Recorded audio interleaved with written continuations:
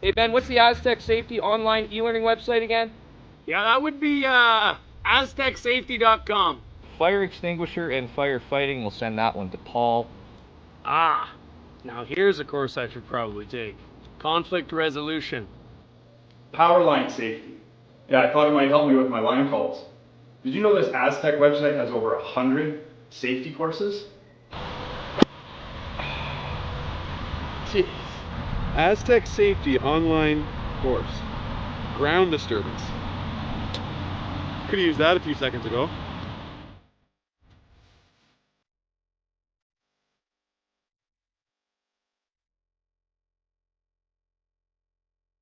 Welcome to the rockshop.net, the official store for the Grand Slam of curling. Whether you're looking for the best hats, stylish clothing, fun toys, or unique accessories, the Rock Shop has it all. Shop online anytime at therockshop.net for exclusive Grand Slam of curling gear, or come see us in person at your next event. Therockshop.net, where fans find their favorite curling gear. A very pleasant welcome, curling fans, to the Martensville Curling Club. It's the Aly Jenkins Mixed Doubles Memorial here on Curling Stadium. We have this matchup between Koana and Go Aoki versus Sherry Just and Kyle Cherpin. Both these teams come in at 1-1. Thank you so much for joining us, and for those who are joining us from afar, konnichiwa and arigatou gozaimasu for watching us. I do want to let our friends in Japan know that we do have a Japanese language stream available for this. Ono-san has the call. The link is on our YouTube page. So that's some exciting news for you folks. But you can stay here with us too. We like you. We love you. And speaking of guys I love, here's Marty Thompson with me. How you doing, Marty? Pretty good, Dave. How are you doing? I am super fantastic. How many games is this so far for you, this event? This is game number 7. Oh, amazing. Very good. And this is draw number 7, just so we're perfectly clear. It's perfect. Well, this is my first game, but this is obviously not my first time seeing this Japanese team. They're running in here to this last chance Olympic qualifier to try to get to the Olympics here just in a few weeks. So I'm really excited to watch them play. They won this tournament last year too. So again, a really exciting team against a bit of more of a local side here in the Saskatchewan unit with Justin Cherpin. So yeah, really excited to see this game unfold as we see Yellowstones here with the hammer to start, and some decent draw weight too. We're seeing a pretty loaded 4-foot to begin here with this Saskatchewan team looking to convert. Yeah, Koana and Aoki lost their opening game in a thriller to Pere and Rios. And then they won against Simpson and Dirksen. Both these teams share a victory over them. No, actually, no, I misspoke. But they won over Simpson and Dirksen to come back. Yeah, that was a 7-6 loss against that Swiss team, and Pere and Rios, Olympic silver medalist. That was, you mentioned it was a thriller. Last shot. Well, that came wide. It's not the right tolerance, just to be a little bit wide and a little bit outside, right? If you're doubles, if you're throwing doubles, sometimes it's just key to make sure you have that tolerance, right? And sometimes those half makes are better than the half misses, so to speak, or maybe that's a bad analogy, but worse than just obviously missing the shot outright, as we see those redstones get loaded into the middle. Looks like Koana and Aoki going after that yellow stone there on the outturn side, it looks like. Yeah, I'm trying to see if she can get some action on it.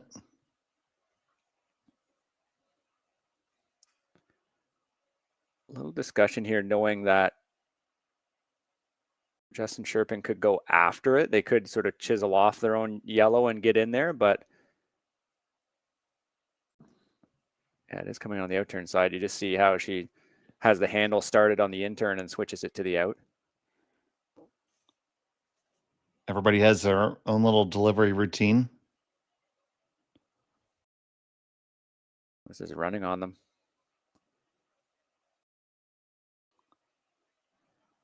Looks like this speed might be picking up. It was a little bit stiff in the morning. We'll see how that happens as the day goes on.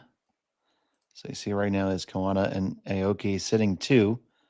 Cherpin looking at that little slash there, Marty.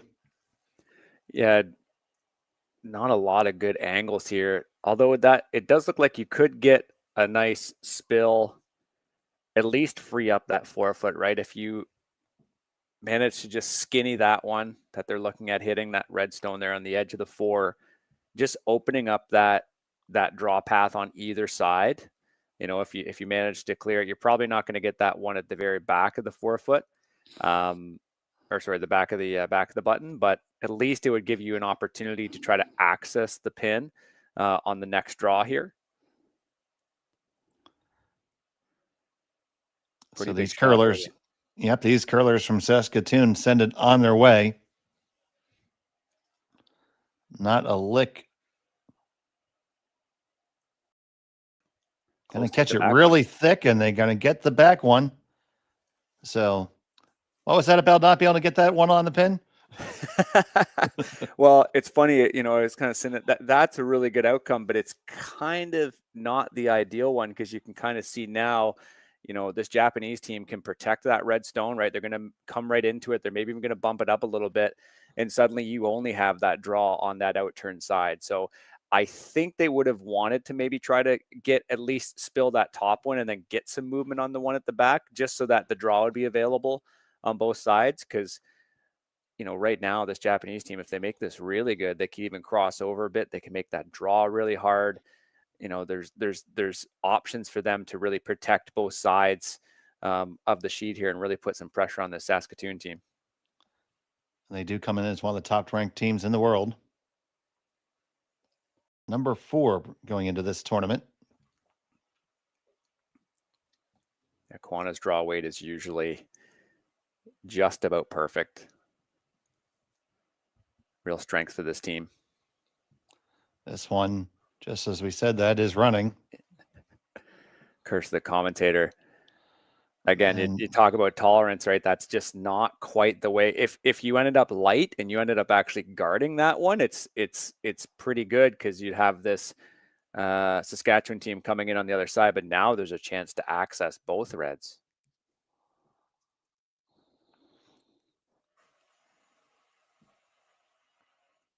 It looks like that one is the more ideal scenario, just to try to nuzzle that red one out that's just behind the T line.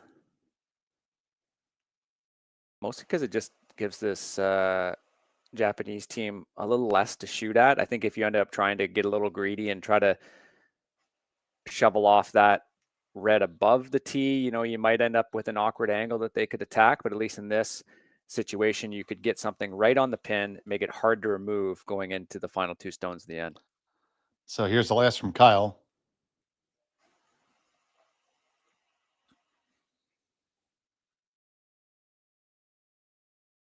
Just a heavy clean thus far. Needs to take that curl. Sweeping a bit for distance here. Just a couple little licks to try to walk it in. I had to come up a little bit more. It's serviceable for sure. It does appear to be shot stone.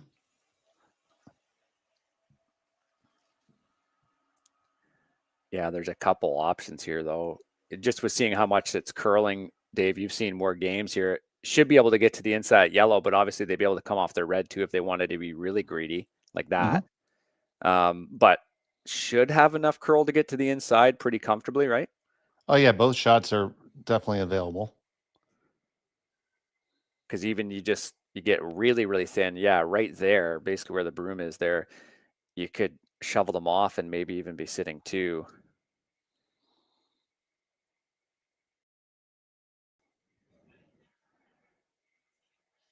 Yeah, no need to be greedy on the hit off your own red, I think, for this early on, but this team certainly capable of it. Go certainly is.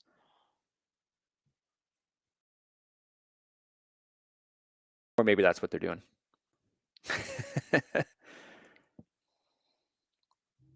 Regardless, it's crucial, especially going to the final two stones, final stone for your team, rather, just having options, right? Having shots at either side make the biggest difference, right? They're having the discussion, but they're really spoiled for choice, and it really comes down to what the thrower thinks he can make. So here's the last from Aoki. He takes over the sweep. Yeah, just dropping back to call line here. Line's got to be super precise. This has the weight's going to chisel off of their own and roll right on the lid, and they lie too. That is such a well-managed shot. Really good call there. Good communication. Tori able to drop off and call line. In that case, both players, both the thrower and the sweeper in that case, have that input on weight. And then it's key for her just to kind of drop back and get that line just right, because they both acknowledge that it had, it was maybe back 4 or something like that. And just to get that little chisel off, that little carve at the end, oh, that was so well managed. Really puts Justin Cherpin in a difficult position, because, yeah, they throw this way, you could jam really easily. Some bad stuff could happen. Yeah, if you hit that Yellowstone that they're kind of looking at, if you get a thick part of it, it could just jam off the back. You could give up 2, maybe 3. It's hard to say. Well, this is where you look really close at it, and if you're second, you might just punt here. Yeah, most certainly. Just not worth the risk. There's so few opportunities here to actually get something that you would like as an outcome from the end. So they're kind of seeing just putting the broom down there in the middle of the 8. They might be punting.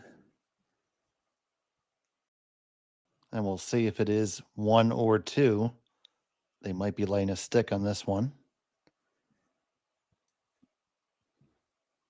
It's always a good chance too in doubles, if you do get the chance, just throwing a rock away, for example, on your final stone, just get a read of the ice, especially out wide. You end up seeing the same pass a lot. But if this is a control weight hit out to the wings, just for an example, on your last stone, it's a good chance to sort of see what the ice does.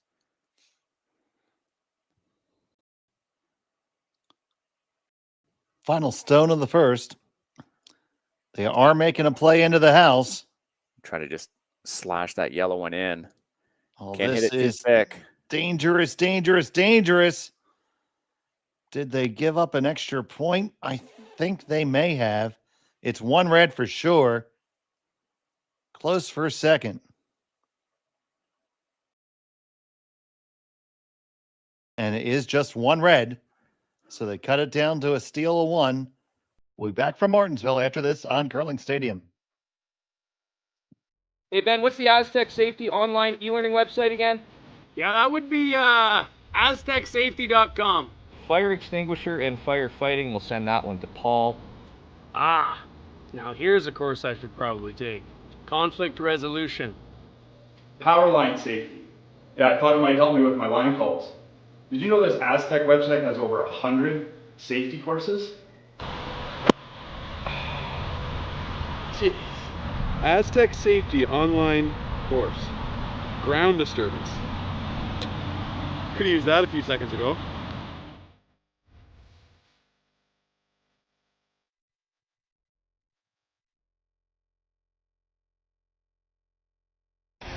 The 2025-2026 Grand Slam of Curling schedule is out, with big events happening all over Canada, like the Masters heading to London in September, the Tour Challenge from Nisku this October, the Canadian Open from Saskatchewan in December, and the Players' Championship from Steinbeck coming in January.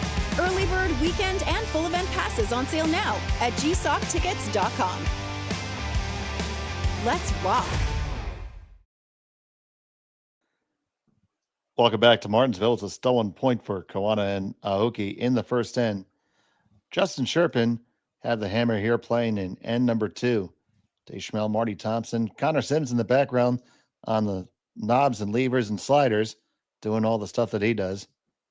And that was an end where Justin Cherpin just the whole time were chasing.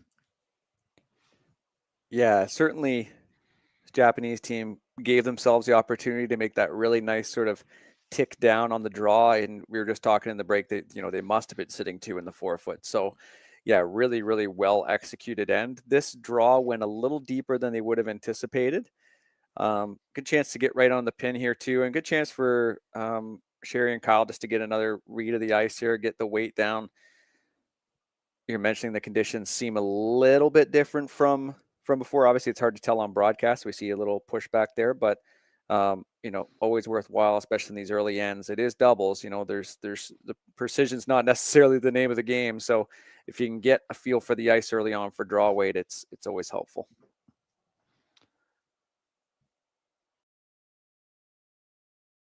Yeah, we saw a little bit extra curl in the first draw today than we did earlier, and talking to the club manager and chief ice maker James Gordon, he said it was just a little bit colder outside in Martensville, and that just a bit of a temperature change affected the swing.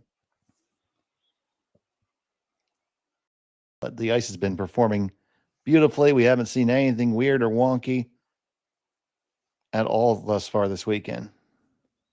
Yeah, and it is midday in Martensville right now, so be a little bit warmer than it was in the morning draw.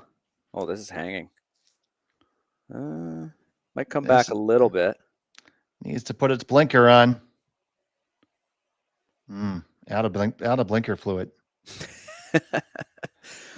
Yeah, just not quite the miss you wanted. If you got to the inside, there's so easily they could have been sitting on either side of the button, right along the center line. It's not bad that they sort of squished that first draw of theirs right, so it's to the back of the 4-foot rock there, the placed rock. Hard to remove for sure. Of course, if you don't have the hammer, you're really focused on keeping that scoring area small. So it certainly is quite small here for Justin Cherpin as they try to attack that red stone that was just thrown.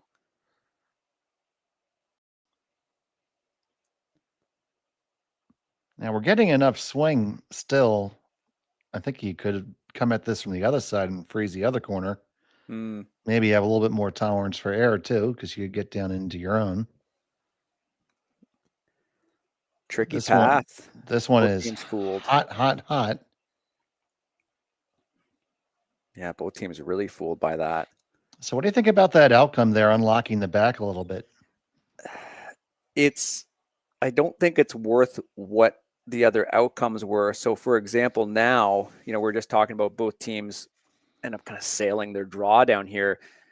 This Japanese team just wants to come right to that red rock. Well, if they do end up sailing again, and it does end up hanging, if they end up just ticking off that Yellowstone that's on the edge of the 4, suddenly they're in a line and they're hard to remove. So I guess it's good that you unlocked it, but at the same time, it allows your opponent allows them to really line them up in the 4-foot. And if they make this really good, and again, there's tolerance for it, you're in trouble.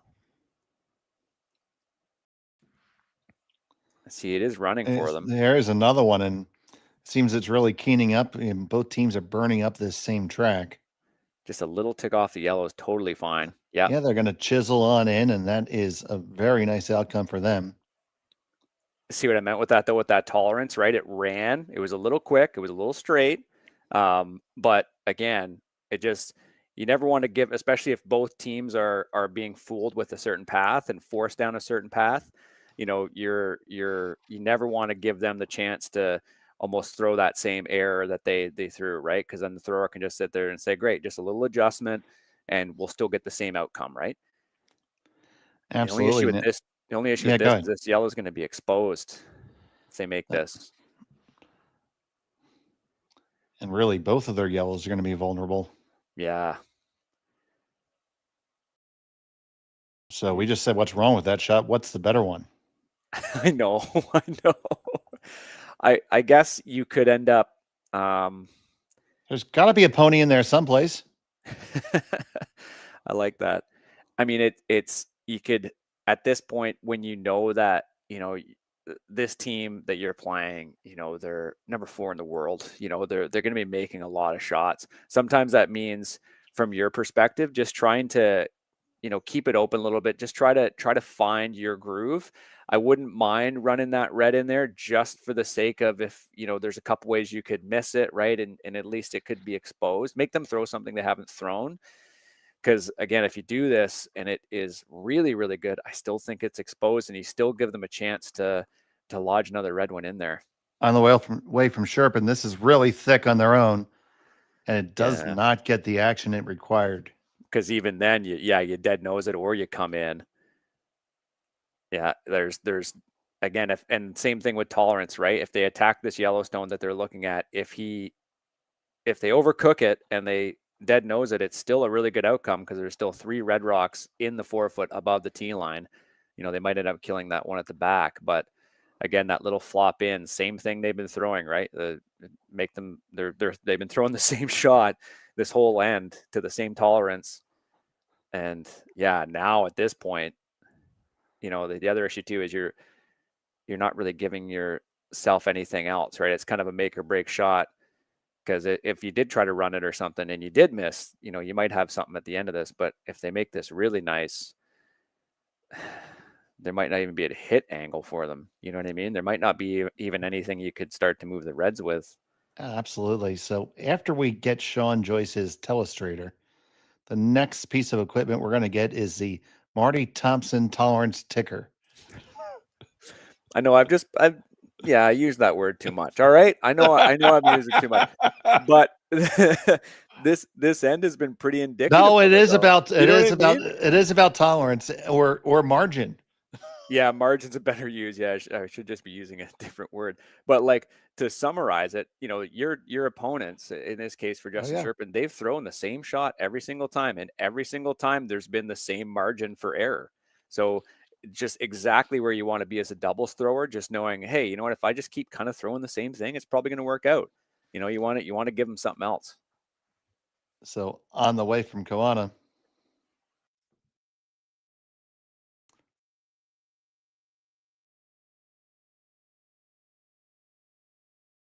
you're going to make that hit, get just a little flop inside, and set up all those angles beautifully. And that was certainly in the tolerance, Marty. I'm trying to think of what a tolerance ticker would look like. But yeah, but even in that instance, right, you kind of talk and it's like, oh, I guess I could throw it maybe like a smidge harder than I just threw it, a couple more feet, no problem. And that's exactly what they did. It does seem like there's an angle for this team to at least remove some granite. You can get 3 rocks moving. Yeah. You can get the one that you're hitting there right in front of it. You get the one that's on the tee line. And if you're hitting it all dead nose, you should catch the red in the back as well. But will it stuff it? I don't think. I think you can make it. But you're going to be hitting a very small part of the rock. See, now I'm conscious of saying tolerance. Well, the gift of these angles though is that, like, if you make this really, really nice, you'll at least be able to access the button on either side. That Sherry will have a draw at the end at least to get in there if you can clear it out properly, right? You have to have a way in. You just really can't give up another steal right now. Yeah, unless they want to be really cute, the Japanese team, and just sort of tick that red in the top 4 and see if you can cover both draw paths. But regardless, this is a crucial shot. First things first, Kyle Cherpin.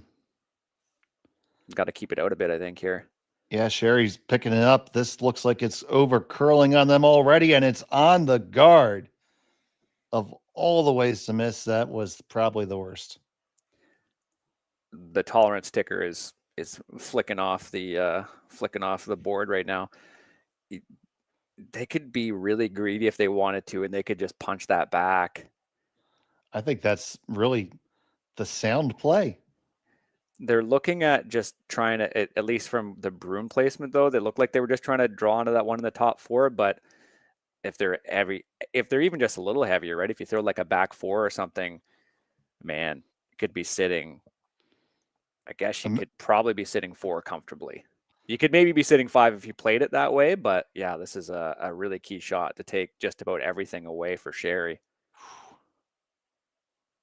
So Because if you do tap it back and you're on the side of the rock that they're attacking it from, on this outturn side, you could even take the draw to the button away. Embarrassment of riches here. Yeah, I'm wondering if they're maybe talking about trying to tap that back, just because, it does seem you're a little greedy, but you have to just start thinking, okay, how could we really mess ourselves up? I don't know that you really could, because if you throw it really heavy and you end up kind of ticking it over, it's still, you're still going to have all these rocks in the front. So I think that's just based off this line with go sliding out. I think that's the call. So their final stone of the second. It's out there though. Gotta bring it back. Oh no. Oh, it's going to come back. That's not a problem. It's just a lot of weight. Still moving 3 stones though, so Little tick. boink, There it is. boink, boink, and you lie 3 for sure. Yeah, it's not bad. Really no good angles here too to remove any of these stones. You just end up, just the risk of you jamming on those yellows is so high. I think even attacking that one that's to the red, I think even attacking that one, the risk of the jam is still on. Oy. What angles do you like here? I like renting a helicopter and placing one on the button. That's my best solution right now. I'm trying to see if the angle works if you catch a quarter of the one there on the top 4, right by Sherry. Do you go into the top one, into the back one, and then into the next back one? But I'm still pretty sure you might cut it all the way down to 1 if you do that. Yeah. Yeah, I think that's probably the best outcome. Because the one that she's standing at will hit the one that's at the top of the button on the center line. Carry him, if it carries enough action, into that one on the T line, which in turn, hopefully will go onto the one on the back of the button. Does it also touch the yellow that would be 4th shot stone? You hope it catches it enough, and you don't move the other one, because that's the one that's probably going to end up being 2nd shot. And the green grass grows all around and around. Yeah, really, really good shot making from Koana and Aoki. Just, you think even the misses in this game from Justin Cherpin have been so slight. You think of the draws that they've made similar draw misses in terms of just being a little heavy from the Japanese team, but they sure are making them pay with this final stone. So Sherry just facing 3, final stone of the second end. Needs a miracle here. Kyle picks it up, holding it out there. Get the action on the outside. 1, 2, 3. They go exactly the way you drew it up, and he cut it all the way down to 1. Clutch shot to stay in the game. They trail by 2. We'll be back from Martensville after this. Developed over a decade in collaboration with the finest ice makers this side of the Atlantic, the Pebblehead PB5 is nothing short of a triumph of sophistication and craftsmanship. Weighing less than half its lumbering copper predecessors, yet boasting 10-fold their durability, the PB5 delivers perfect, consistent ice, time after time. The PB5 by Pebbleheads.com, the apex of ice-making ingenuity for the roaring game of curling.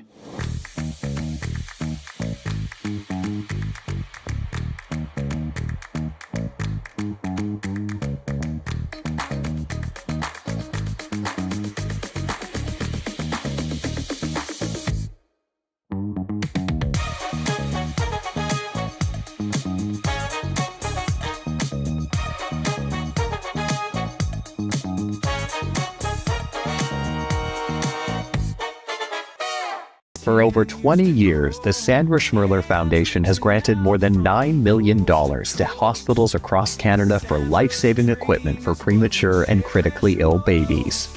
In the past 4 years alone, $4 million has been granted thanks to the curling community's incredible generosity. The need continues year-round, and with your help, we can ensure every baby has the chance to grow up and become a champion, just like Sandra. And welcome back, and that was an exciting end of the second end. Marty, take us through this great shot. Yeah, that was just the kind of angle that we were looking at too, Dave, right? And was it going to work? Was it not? A really good throw. I thought right here, just being able to push that rock out right away, maybe a bit, both players probably saw that it needed to go out a little bit. Really well managed to get that angle just right. You were right. Just that perfect amount of that red stone. Yeah, that you mentioned it there too in your call, just a game saver, and it absolutely is. Like if you end up giving 2 or 3 here, the beauty of doubles is, it's really easy to play defensively, right? If you start thinking about throwing up guards, or you're thinking of throwing rocks lighter as opposed to throwing them too far, especially against a team like this, you don't want to let them take that early lead. That was just so clutch. What a shot there from Sherry. Absolutely. And that has to flip the mindset, Marty. Doubles is interesting, right? Where it's a very fluid game, and you're constantly moving. With fours, there's a lot of stationary, right? There's even a little bit more talking, right? In this, you play doubles too, Dave. You know this, the momentum you can really start to feel it and really start to see it shift. Now, that draw was a little heavy, so maybe the heart's still pounding a bit from keeping this game going. But no doubt at all. But it's just about trying to readjust, try to find your bearings, and knowing that you just made a great shot against a great team. But they're obviously going to throw that perfect top 4 draw on you, so they're not going to make it easy at all. Yeah, that has to feel like scoring 5. Yeah, it certainly does. It certainly does. But it's about feeling like, okay, you get your feet in. We're and you start talking about how you've been playing too, right? I think for these two, they really haven't been playing that bad. It's just that this Japanese team has pulled out a couple really, really, really nice shots. So just focus on that. We've been playing good. Just focus on it. Comes down to the draw weight here too. This top 4 rock is so tricky in doubles. Just making sure you can either get right to it or get right underneath it. Keep in mind, they still have the hammer. Right, and the same thing for Koana and Aoki. They have to feel tremendous about the way they're playing, and they have the experience, have been through this, but just don't let that deflate you either, because you almost feel insane. What do I got to do? Yeah, exactly. Yeah, doubles can feel like that too, for sure. Now this is interesting because we have a wall of rocks behind the tee line here, so lots of catchers here. It's hard to tell if this was exactly intentional here from this Saskatchewan team, just trying to maybe punch out, just knowing how much the rocks curl, just trying to punch out, the red rocks so they're in one half and then potentially leave yourself a hit. Because even, we saw that perfect top 4 draw. Some places, top 4 is impossible to get to, but certainly not in Martensville. So really no rocks are safe. I think they're thinking about pushing that out just with the idea of potentially activating those yellow stones. And certainly giving this Japanese team a thought, do we start to get rid of these, or do you just try to make the same top 4 draw again? I like the draw only because they can only do that so many times, and especially if you put that rock back exactly where it was, or even a little bit deeper, with where that red stone is that they tapped up, it's going to be harder to remove. I like the draw all day here. I mean, alternatively, you could kill all 3 yellows right now with 1. I think right in the crotch there, you get them all. Yeah. That's a good point. Tough for those rocks to score if they're in the barn. Yeah, you just see how active these rocks are as well. I think they're seeing that 2-for-1 where I think Go was pointing, if you ever make this hit, boing, boing, and then you could bounce back up and end up back out towards the pin. It's tough to say. That's got to be pretty precise to get it there, but good discussion from this team. 2025 Asian Winter Games gold medalists. As we mentioned, they'll be representing Japan at the 2025 Olympic qualification event in Kelowna here in a couple weeks. one of the top-ranked teams there, will be expected to proceed towards the Olympic Games.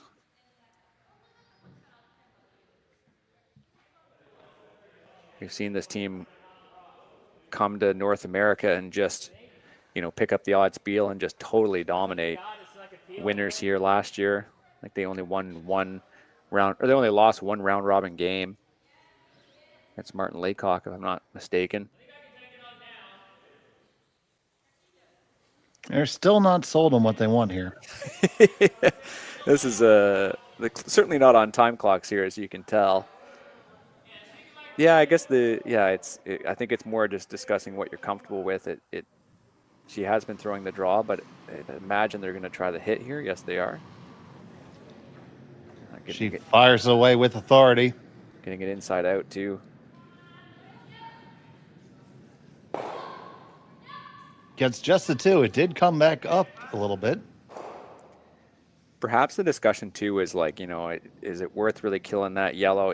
If it's a little bit more has to do with scoreboard management, I would totally get it. But we're pretty early on in the game, and perhaps the Koana Aoki team smells blood a little bit, right? Like we could be a little bit aggressive, just knowing how well we've been playing. We don't necessarily need to be this pragmatic early on, but again, doesn't hurt to be a little defensive.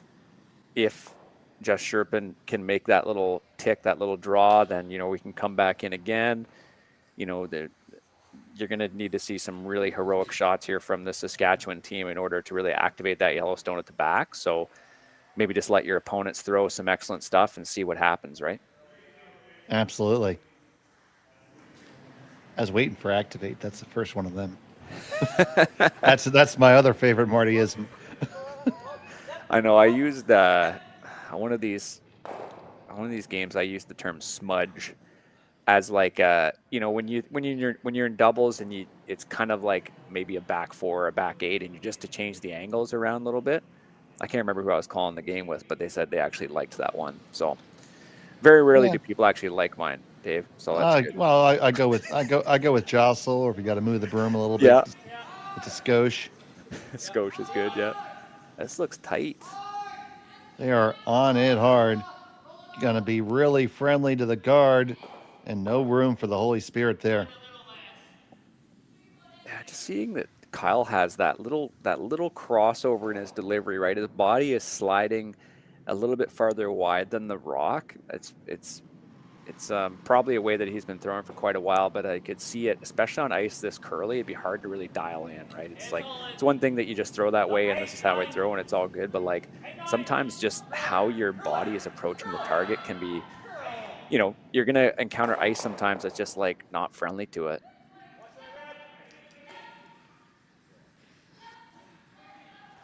Yeah, this is certainly not the miss you want. Again, red sitting 3. And a chance to take away both sides here pretty easily, I think. So, Koana and Aoki keep on with the pressure. Tori's last to the end. Go picks this one up pretty quick. Now just that heavy power clean. Let it grab the curl. Yeah. Now ride it home. Past the guard, no problem. That's the line that you want it. Look at that lateral movement there. That's really nice. I think you got a draw and only draw right now. Yeah. It's a good tolerance miss. I'd imagine. Sorry, I say tolerance again. It's okay. Don't worry about it. I'll start my own ticker. I'd imagine Tori, after throwing that big weight, was like, okay, let's just try to like dial it back a little bit, knowing that if you threw it through a guard like this, let's invite this team to throw a perfect draw because we know how much it's going to curl. We can even punch it out. So that was just a good result because it gets rid of this little hit and roll, right? It protects that red rock. That's first shot stone. I'm going to start the ticker at 16. No, I'll call my own foul. Make it 25. Okay. This is really going to come over. Looks like it's heavy though, eh? It's going to grind here at the end. It's going to be just back button. I think it's going to hold on for shot. Oh no, it slides just by. And that's a rough miss there. Because you can just take the end away now. Yeah, we'll have to see where this red rock ends up, but I don't think Sherry's going to have the kind of shot she did in the second end where the angles line up just right. Yeah, they put this in the right spot. Even if you're heavy and you follow that same path and you punch it back, you're still forcing the other last rock thrower to hit the pin for, against 3. So, yeah, really nice chance to, again, steal. So here's Aoki.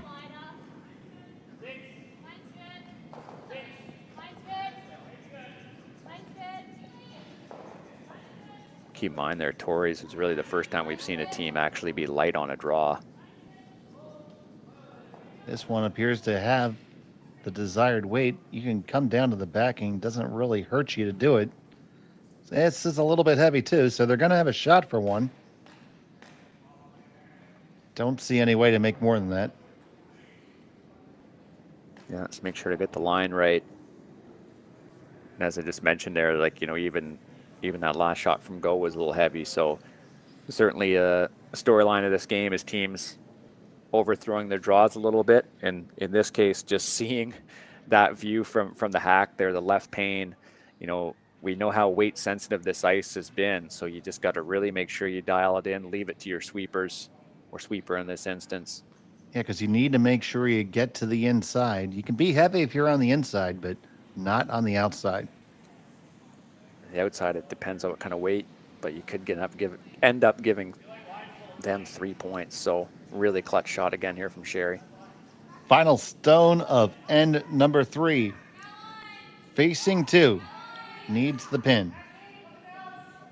Kyle Cherpin just escorting it down. It's taken the line. The curl looks good. The line looks good. Got to get past the top one. Did you let it hang too long? Oh my goodness, you did. And it's a steal of 2. And after 3, it's a 4-0 lead for Koana and Aoki. We'll be back from Martensville after this on Curling Stadium. Hey, Ben, what's the Aztec Safety online e-learning website again? Yeah, that would be aztecsafety.com. Fire extinguisher and firefighting, we'll send that one to Paul. Now here's a course I should probably take. Conflict resolution. Power line safety. Yeah, I thought it might help me with my line calls. Did you know this Aztec website has over 100 safety courses? Jeez. Aztec Safety online course. Ground disturbance. Could have used that a few seconds ago.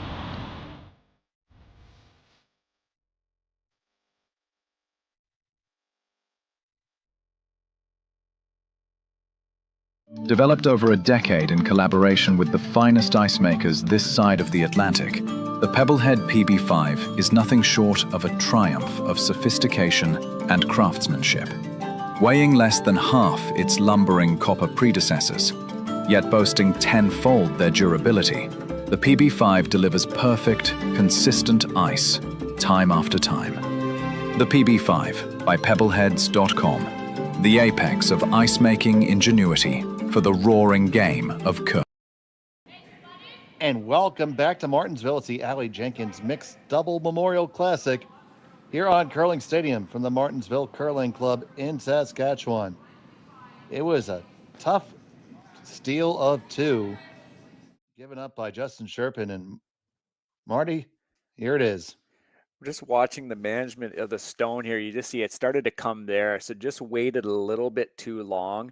I think for this team right now, like just finding that draw weight in terms of what Sherry's been throwing, you haven't, it hasn't quite been right. Like she's been throwing it a little heavy. So I'm wondering if there was maybe just a bit of a miscommunication there in trying to determine, the weight. Cause just waited a little bit too long. Cause you saw that light sort of sweeping.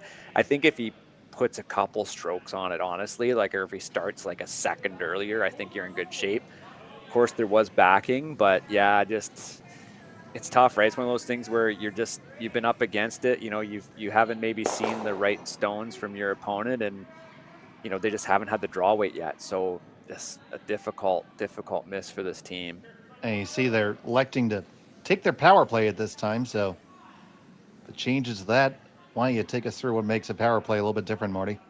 Well, you're moving those play stones out to the wings. So you have this Japanese team who the red stone was exactly where that yellow one was. They did a good job of putting that guard back up. But you're allowed to sort of tick your guard off of that place. So they ticked the guard, so it's now in the back of the house, and the stone that they threw is out to the wing. So Justin Cherpin looking to try to score and try to really use this yellow, right? Just to keep it just a little bit straight. You know, you just know how powerful of a sweeper he is. That was just a really well-managed stone from that team. There's still there's still a bit of a hiding place here for Justin Cherpin. I'd like for them to try to come around that yellow. Yeah, they're going to come inside out, come around the yellow, and try to be shot stone, touching the 8-foot rings. And at least if you're high enough, you know, if Koana and Aoki go after it, they're just going to punch it back into their own reds. Ooh, this took off though. It's okay to come down to it. You just have to clear this guard. All right, you're past it now. Needs to go for the weight. And it's going to be second shot, but in a good position. Yeah, it's not bad. So do you chase it or do you ignore it? Or do you peel the guard? Yeah, 2 shots left for both teams. They're looking at that peel or the run. I think just with how their draw weight's going, I think if you came underneath it, you know, if you just tried to draw like there, you know, it's not a bad outcome because it's going to be hard for Justin Cherpin to get rid of both first and second stones if you made that draw perfectly, and then they're really just focusing on freezing to 1, right? That said, it does look like you can get it inside out on the other side if you wanted to punch that yellow out. I'd imagine that's what they just agreed upon, because just with how they sort of swung the brooms around, just kind of just punch that yellow stone all the way through the rings. Now this is going to be going through undiscovered country. That's the thing. Yeah, and again, it's like you're forcing a team to suddenly throw, you know, hack or back line or something way out past, you know, right into the 12-foot. And of course, the later, you know, depending on your ice conditions, the later you get on in the game, you know, it might be a little frosty, right? I think the conditions here are pretty consistent, and this team's pretty good. Just got to manage past that guard, and then I think you'll be all set. So we've got to get around this wide guard. Get around it. No, you're going to tick it. And does it spill into the rings? No, it doesn't, but there we go. We were talking about that undiscovered country. Yeah, just having to hit a path that curled a lot more than they anticipated. How a bit of go time here from Justin Cherpin. If they could just hit that one and stick, and then force the Japanese team to try to play something. The key with this yellow actually sort of coming in towards the middle is that, you know, it depends how greedy the Japanese team wants to be. If they ever hit and rolled or something, or they managed to get a rock into the 4-foot, you know, that yellow could be run in. So just something to keep in mind. I would be thinking, I think you have to hit this red one, but then hope that there's something maybe for 2 or potentially 3. Most likely 2 at the end. I think they're just trying to think. Oh, sorry. I was just going to say, I think they're just trying to see how aggressive they can be. Is there anything else to be more aggressive and score more than 2? But I really don't think there is. Do you see anything? I mean, other than drawing top 4 and hoping that you can kill the other one later. Yeah, that's. But then there's a chance if you put it top 4, they just they hit that yellow, but then they hope that they open 1 and it's 2 anyway. I think the greediest thing you could do is try to like. Yeah, maybe not. Yeah, I don't know if there's. You could try to like hit off that yellow. And this is a harebrained idea, but just trying to like. I just don't think there's anything else. But you could try to almost like do a little ricochet where you hit off that yellow and have both your shooter and that yellow roll in, but that doesn't really get you anything. So I think you just have to hit this one. They gave center lines. They're not going to throw a ton away just to make sure they can manage it and then force the Japanese team to try to do some sort of cross-house double. And if they don't, they score 2. I think even though you want to do better than 2 with your power play, just got to get a deuce on the board for sure. Yeah, it's a shame. They just got a really juicy miss, and they kind of they got all excited, went to the house, and they looked around, and it's like, oh, crap, we don't really have anything to really take advantage of it.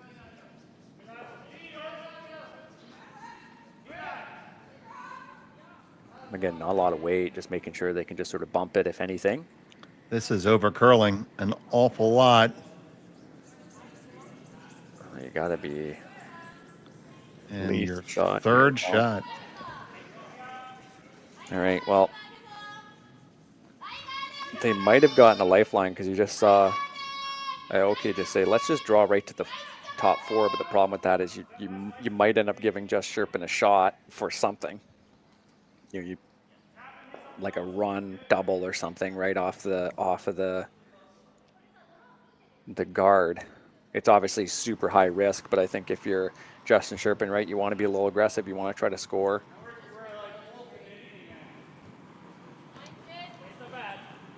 I think I'm still in the bucket of kill a Yellowstone, lie to. Yeah, I don't think you need to be too greedy right now. Play the scoreboard, right? If you, something to think about too with the power play, right? You know, you keep someone to a score of 2. You know, that's obviously, you know, not ideal for the team with the power play. And just keep in mind that, you know, this Japanese team has a power play to go as well, right? So if they score 3, you know, then all of a sudden, you know, they already have a 1-point advantage over the sort of power play versus power play. So just be conservative. Just know that you still have that advantage to play in the game. And, yeah, let them have their 2. I do like a team that, you know, is exceptionally greedy when they're playing well. You know, I think that's where, you know, the teams in mixed doubles can be really successful. But I think just with the scoreboard, I just don't think it's the time. All right. On the straight hit, you got it. Roll in. Did you get second shot out of that? Well, that's really close. Might not have. I think you did. Wow. Which makes that even that much better. Let's take one more look. Yeah, this is pretty crucial. I think taking 1 is pretty close to game over. Just playing the numbers, but I think they're willing to risk it here with the measure. Yeah, I mean, that double is, well, pretty ambitious. It certainly is. It certainly is. Yeah, I think you just have to risk it. That'd be a bold call, Cotton. Yeah, you take the measure going to the 4th end break here and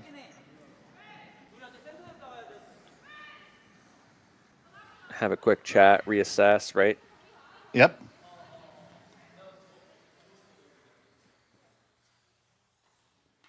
Tori's already hitting the snacks. Final stone of the 4th end. Got to kill this one in the back. Hang on and hope the measure goes your way. Already on it, hard for line. She tried to set it out towards the center, but it just curling comes back. really, really hard.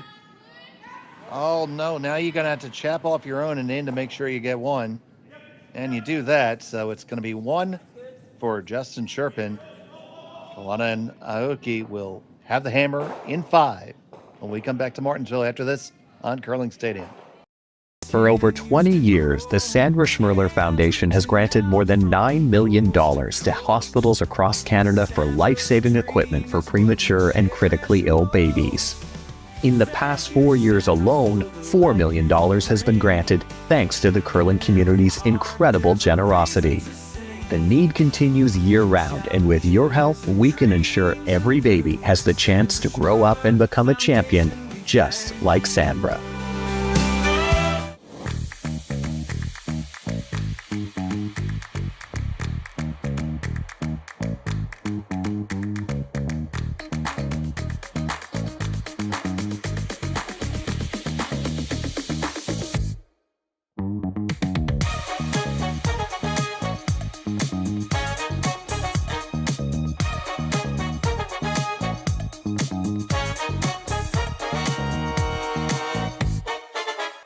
Welcome to the RockShop.net, the official store for the Grand Slam of curling.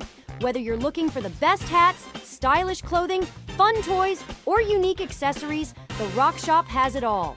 Shop online anytime at the RockShop.net for exclusive Grand Slam of curling gear, or come see us in person at your next event. The RockShop.net, where fans find their favorite curling gear. Welcome back. Fifth end action from the Martensville Curling Club. Justin Cherpin were held to a single point on their power play. Koana and Aoki have their hammer here in the fifth.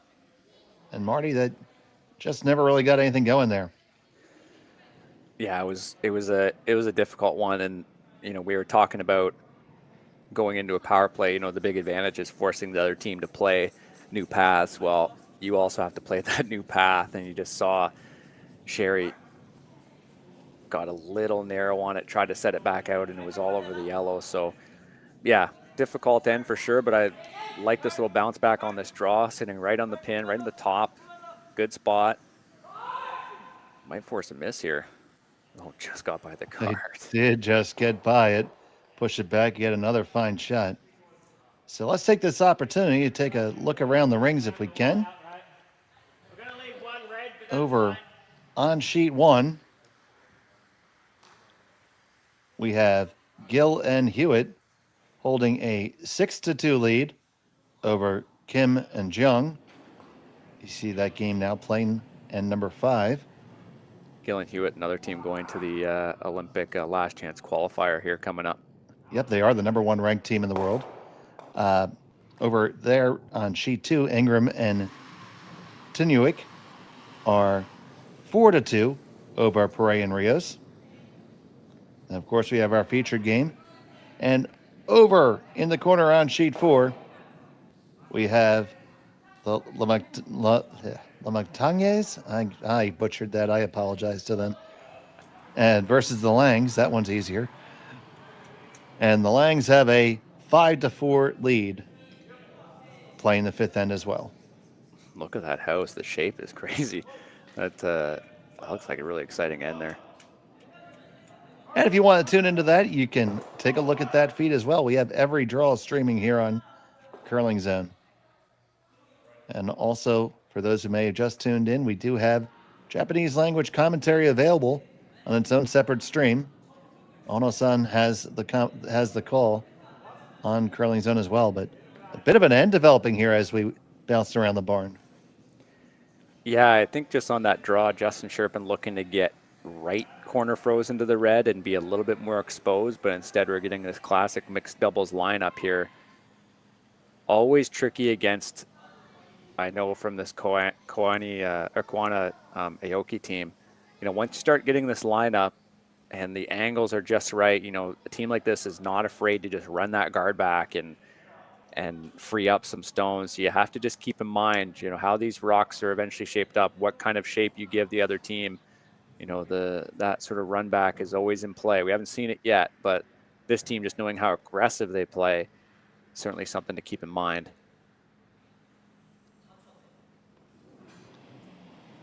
Speak of the devil. So here comes Tori, bringing the heat, and it's just going to be a straight peel.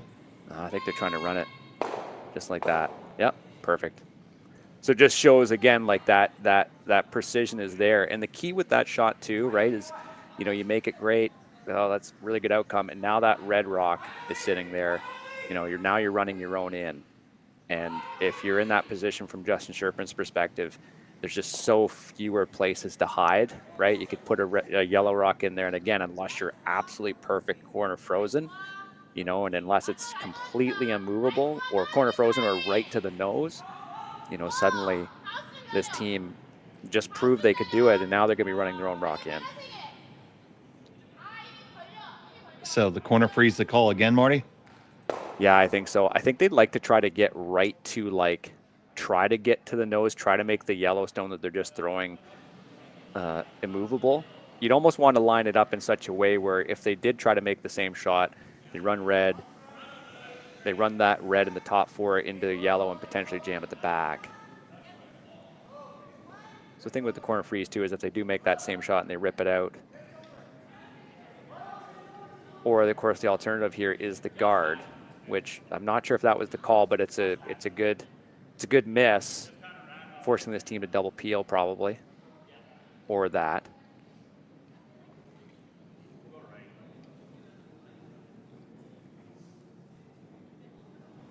Yeah, I do really like the angle of that guard. It makes it a little tricky. I think Tori's going to try to get the peel here. You could make it so the yellow goes over the top of the red and you set the red end anyways. That would be really nifty. Yeah, I'd imagine that's kind of the ultimate goal here from this one. Obviously, if you just double peel, it's not a bad result. Just where that top redstone is, I think they're pretty keen on putting that into, bumping that into that yellow eventually, just because if you do, you know, if you hit that dead jam straight run, then you have a red rock at the very top 4 and one on the pin. Can go hold it there, hit the one, run it back. No, it's going to stick and stuff. So now a bit of an opportunity for Justin Cherpin. They can throw one right there in the way. Yeah, be a little pragmatic here. Just protect that one. Okay. Try to work hard and go for the steal and see if you can't get Mr. Momentum to change his address. Yeah, change it back to Saskatchewan. Yeah, just like, yeah. I kind of like trying to get underneath just for the sake of it. Because if you end up running a little bit longer than you anticipate and you end up corner frozen on the red, it might not be the worst outcome. But if you end up trying to, if you're a little light here, for example, and you're not in the absolute perfect place, you know, they could double peel. Protecting is certainly the right call. It just comes down to where exactly you want the rock based on the other team's current performance, right? No, I completely agree. And I just saw the way they were crouching down and looking at the lineup there. Don't think they would ever contemplate a run here, but no. Based on the turn, I think they might be. No, they're not. Good.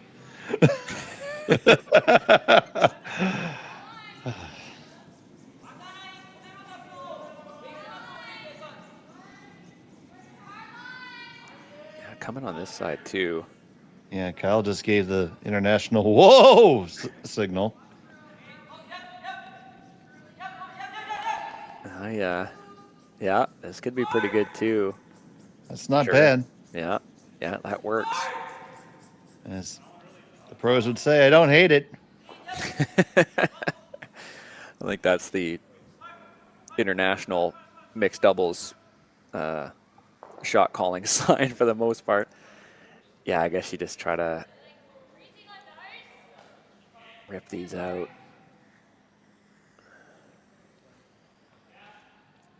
I once called a shot instead of hearing I don't hate it. My third replied, I like practically anything other than that. Including hogging the stone. You know what? Appreciate the honesty. Yeah. You know what? Yeah. I called the shot anyway.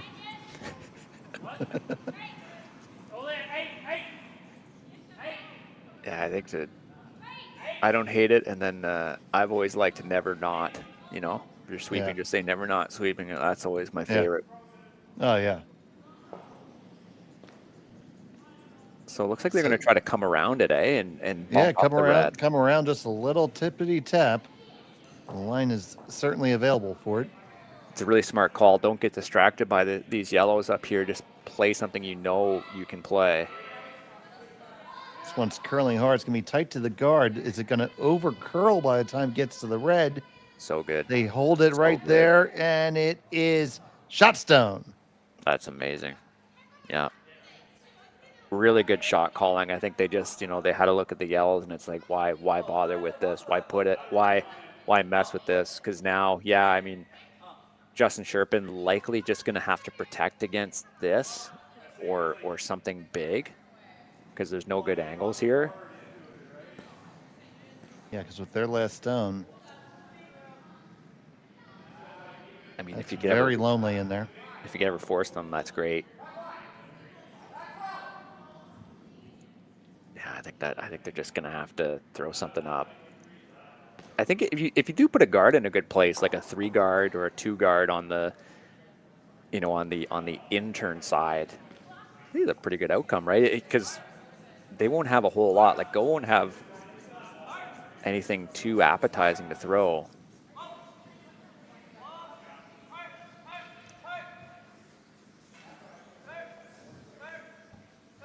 Yeah, Sherry's certainly been put under pressure here, but we've seen some really good shots from her today. So Sherry just with her last here in the 5th.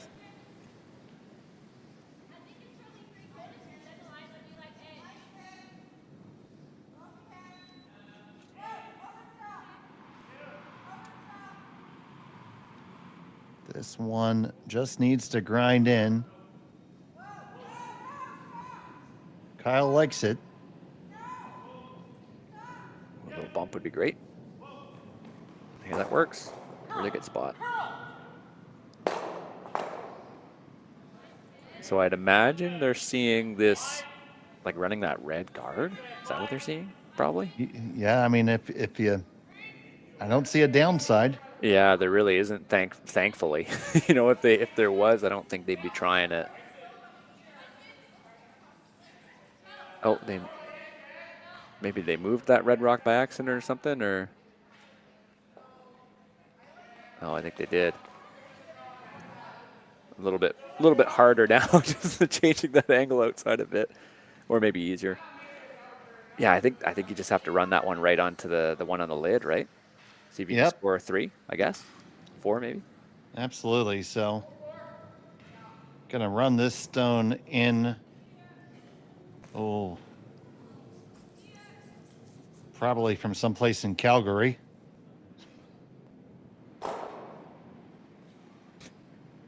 Long way to get there.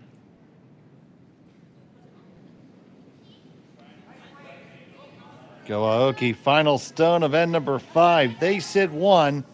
Looking to run this an absolute mile in. Need some width here. It's close. You hit it? Is it? No, it's going to hit the top one first. And it's going to just be a single point for Koana and Aoki. Justin Cherpin have the hammer in 6 when we return to Martensville after this. Hey, Ben, what's the Aztec Safety online e-learning website again? Yeah, that would be aztecsafety.com. Fire extinguisher and firefighting, we'll send that one to Paul. Ah, now here's a course I should probably take. Conflict resolution. Power line safety. Yeah, I thought it might help me with my line calls. Did you know this Aztec website has over 100 safety courses? Jeez. Aztec Safety online course. Ground disturbance. Could have used that a few seconds ago.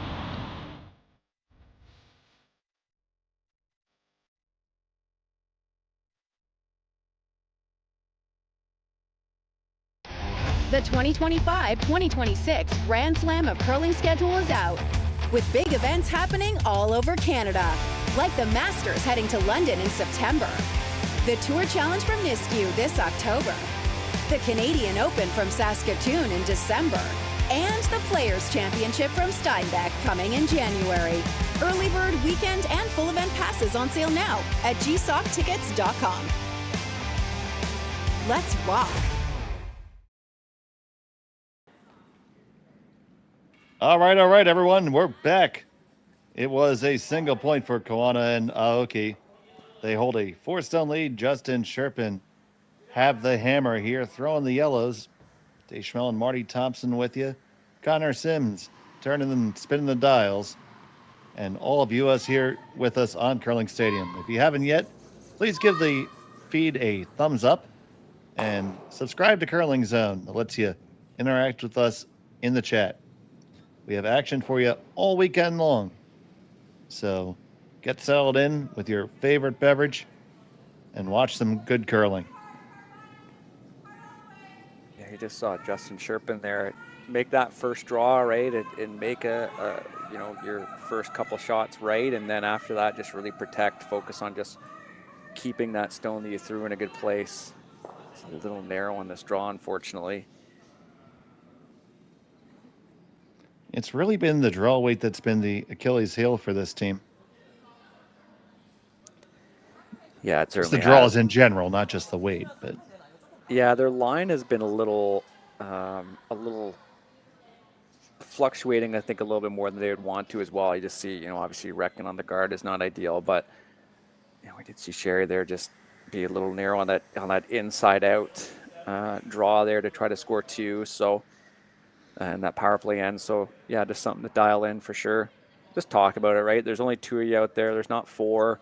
You know, in doubles, you got to be really honest about how you've been throwing the rocks. So just take that time to say, look, I did this. Look, I did this, right? Helps you read the ice and helps you sort of fix any issues that have arisen during the game. And Koana and Aoki still have their power play available to them. But you can only take that when you have the hammer.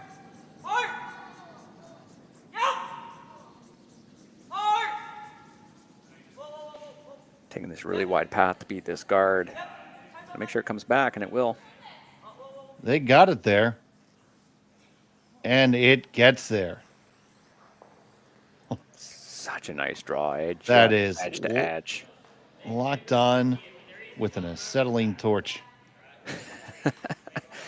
Keep in mind too, that's a new draw path. That's you know, the ice is certainly consistent here, but just really making sure they had that right. A little bit of a discussion probably online, right? Taking a new spot, and that is just about perfect. Be hard pressed to not have that red stone that Tori just threw end up scoring in this end.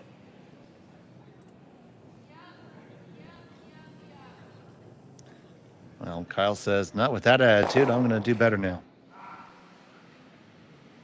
Looks like they're going to open things up here. I think if they're going to try to run that yellow. Mm-hmm. If you peel it, it's okay. And getting a bit of the double peel, they will. Move theirs out of the way enough for now. Leaves it there, they can use it later. I like that kind of that, you know, you kind of call it like the pseudo corner guard, right? That's about as corner guard as you'd want in doubles, right? Just off the center line. Something potentially to hide underneath if you end up blowing something up in the forefoot. Again, they have the hammer. They'd like to get at least 2 or 3 here.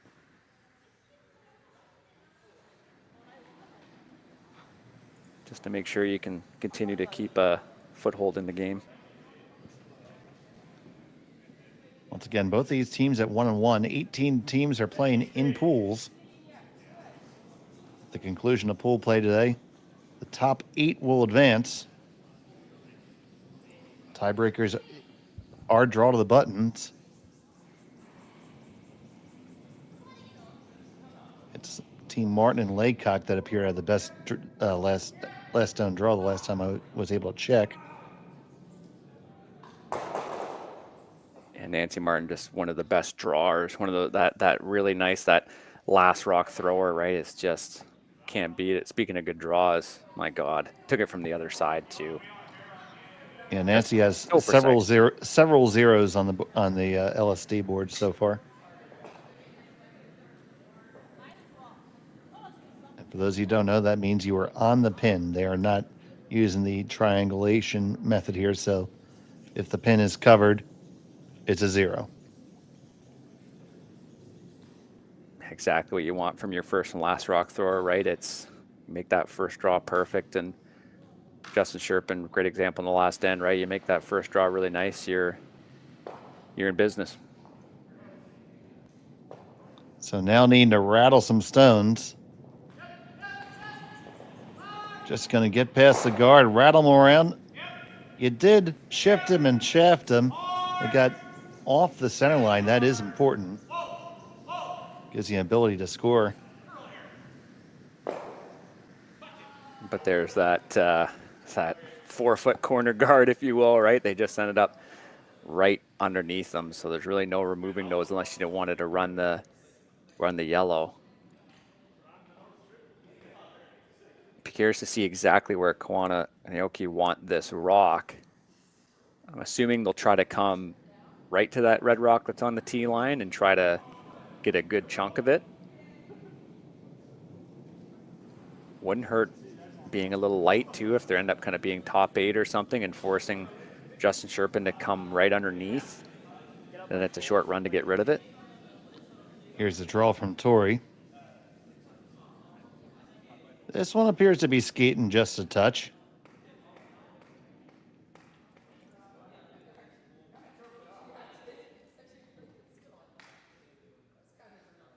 But it's going to check up and end up in a perfectly fine spot.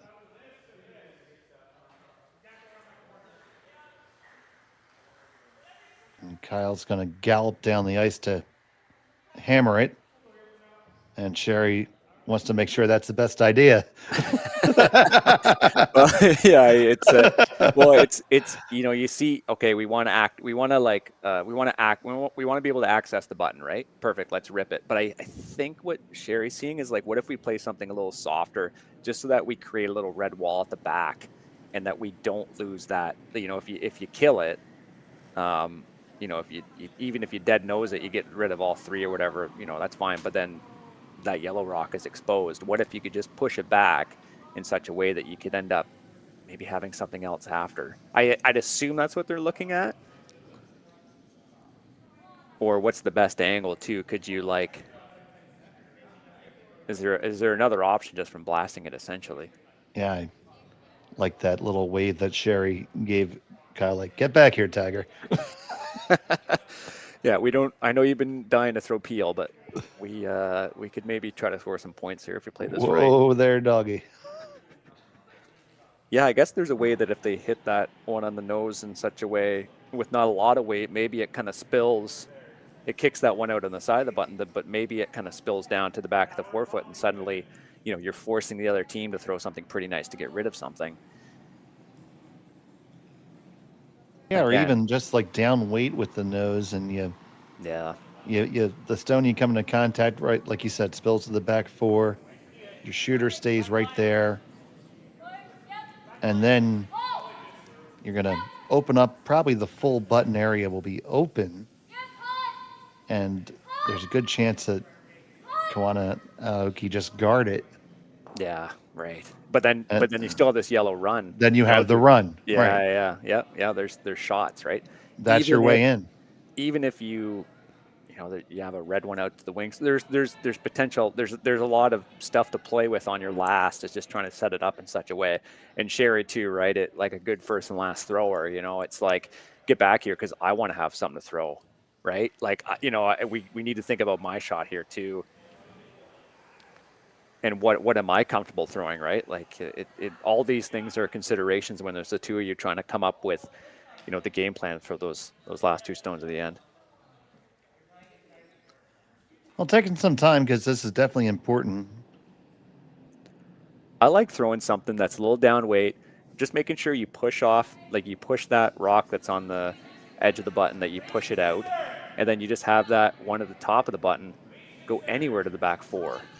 Right? Just make that team throw something, right? And make them throw something, keeps your chance for 2 alive. Yeah, I mean, you know, at a certain point, if you're playing a team that is just playing so well, sometimes you need to think, okay, how can we force a miss out of them, right? How can we make it difficult for them? It might not make the most sense strategically for us on paper, but you know, it's like, how can we at least force a miss to generate some offense for us? So Kyle Cherpin throwing this at like control weight. Yeah, a little bit more weight there. Tight to the guard, passed it without a problem.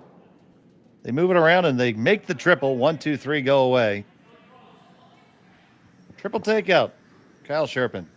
Really nice shot. It's just a shame that, you know, for this Japanese team, it's a little easy hit and roll to sit in the forefoot and force Sherry to a tough draw for one. But yeah, that was a really nice shot. Really nice sweep there too from Sherry to keep that online. Yeah, going back to our conversation there, and I don't really see what the downside would have been to being more aggressive there. Because you take the single point here, you're down 5-2. Likely you're going to be playing against the power play next end. Well, and you made a good point too, right? They've got the power play. They can, you know, they can still force you to likely give up a couple at least. So, yeah, you need to make up that advantage now. But hit or draw to the forefoot and take your one and continue on with this game, I suppose.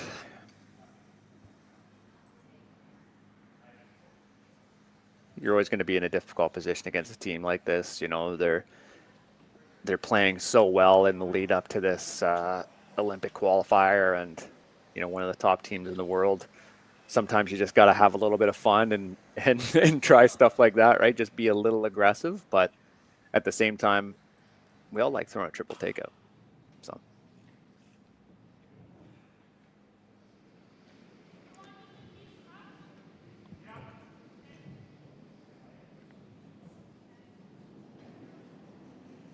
Final stone of the sixth. It's not heavy. No, it's not. They are both on it. Now they're a little bit less concerned.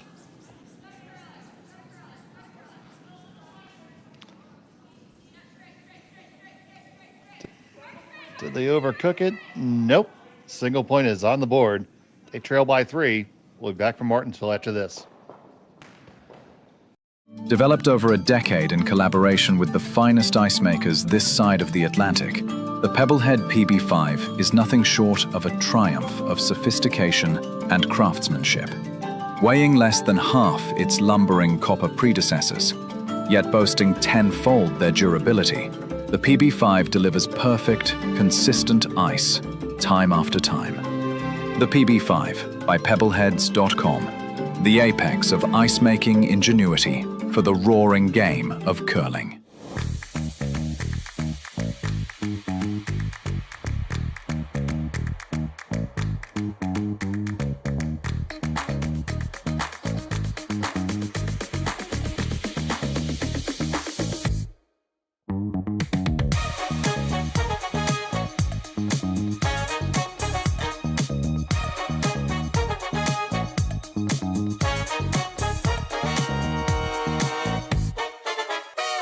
For over 20 years, the Sandra Schmirler Foundation has granted more than $9 million to hospitals across Canada for life-saving equipment for premature and critically ill babies.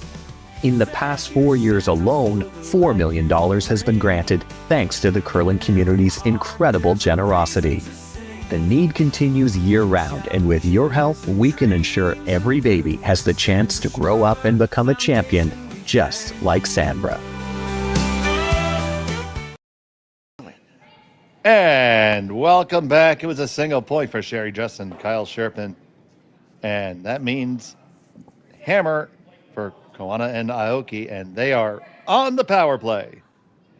Yeah, it's you know, from this aspect, from Koana and Aoki, you know, it's always easiest to play the power play. And if you're new to mixed doubles, you play at a club level and you're kind of scared of playing it, play it when you're up in a game.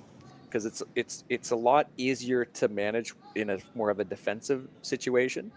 And from Justin Cherpin's perspective, they need to throw up that center guard in order to try to generate offense, right? Because they need something to come in behind. They need to focus playing towards the middle. All null and void though when he makes such a nice tick. That was such a great shot there from Tori, again, just clearing up the middle. Yeah, I mean, if from Justin Cherpin, they probably want their next one to be look a little bit more like a 3 guard, only so that obviously if it's ticked in again, it'll go in towards the rings. Center line or just off center is good. Again, they probably need to steal here to get an opportunity.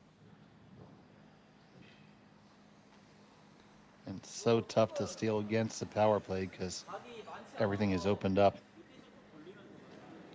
So you're just throwing a guard here? Yeah, you just have to, again, just keep that play focused to the middle. Again, I think a 3 guard, like a guard that's tight to the rings is good. If they try the ticket, rolls into the rings, but also you have a nice short run. You know, if if they manage to put a rock, let's say, on the button, you could at least run it back in. Yeah, that's really your only play when you're down like this in a power play situation. Yeah, I think you want it deep. But this must have been intentional from this team to throw them high. It's interesting. I guess you need to, perhaps I'm not saying the rationale is wrong. Perhaps they see this Japanese team as being such good hitters that maybe they want to keep them high, right? So if they, you know, for example, if there ever was a run back or something. But yeah, I don't know. It's you know, my instinct would always just be to go in and just kind of see what happens. But again, when you have a team this talented, perhaps it changes your playbook a little bit.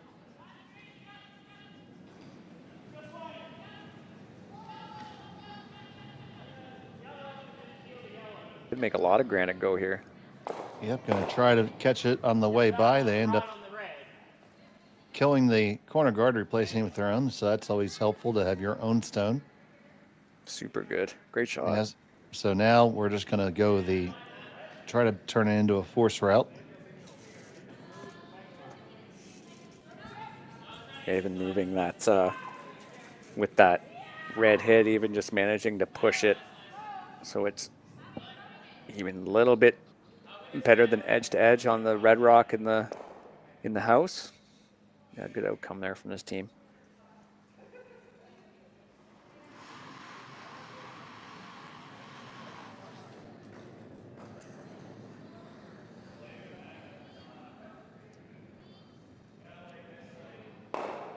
And they won this last year. Really hoping to be peaking with this Olympic qualification event in Koana here at the first weekend of December.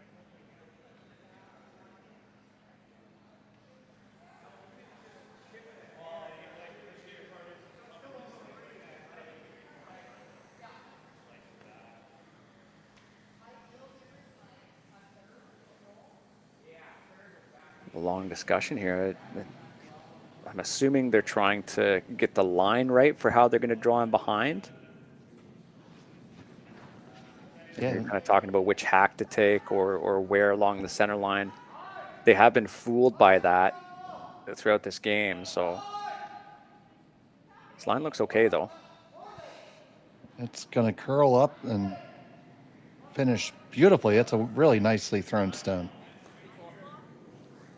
Perfect little bump too, just to make sure that it's in position. They should be able to get to the inside of it, but at the very least you know, hack weight, force them to throw something that's a little precise.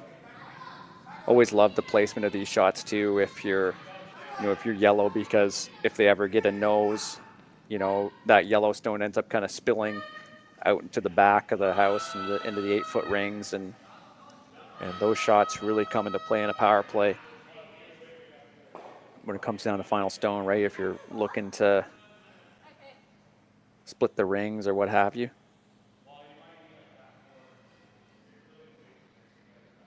So, bit of a touch shot, one of the more challenging ones they've been asked to make.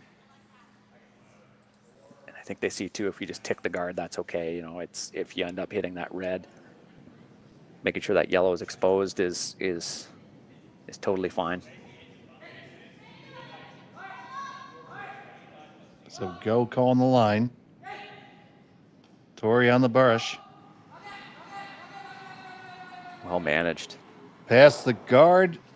Ticks it, pushes it out. Will it get all the way clear? Not quite. And that's what I was just saying about that angle where the yellow just kind of spills down to the bottom, because now you're in a position where, you know, you set up a really long double, or you can start to make things really difficult for the team that has the hammer.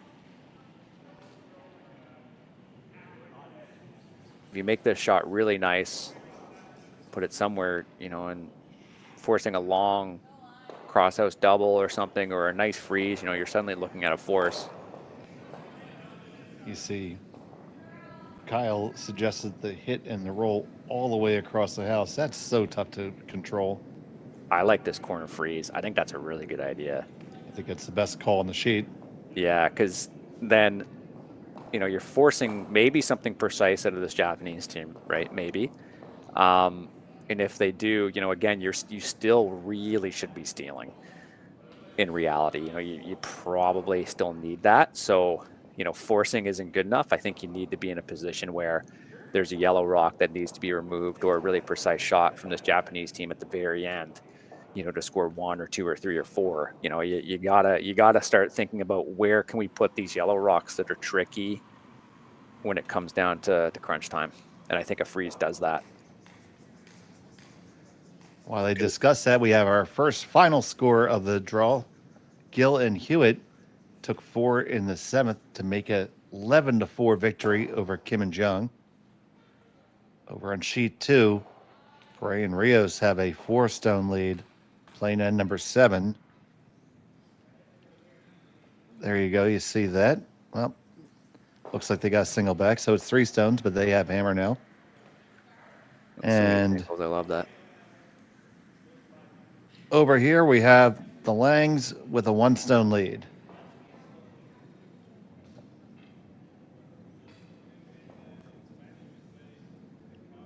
Wasn't going to try to butcher that surname again. Yeah, such a strong field here in Martensville. Obviously, a lot of teams in this part of the country getting prepped, but have 7 of the top 18 teams in the world. Amazing.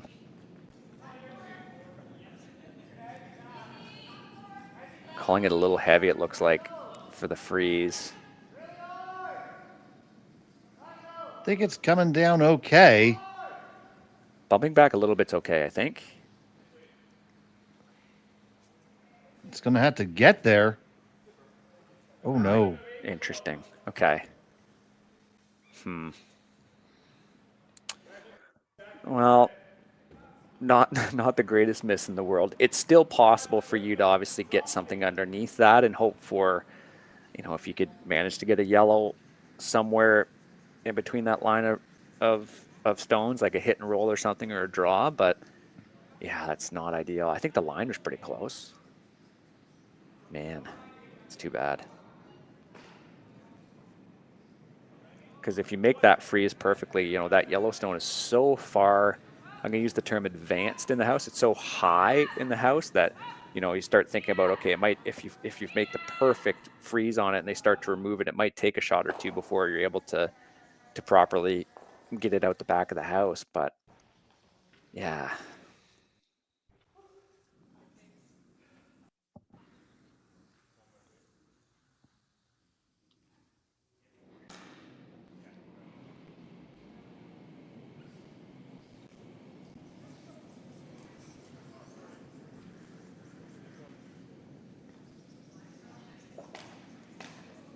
Depth is pretty crucial to this shot.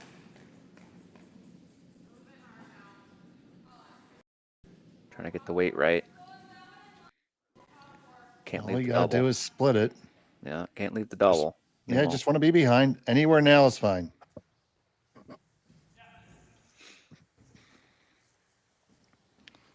Freeze as if your life depended on it, but if not your life, the game does. Yeah, no doubt. Yeah, this is certainly going to have to be shot.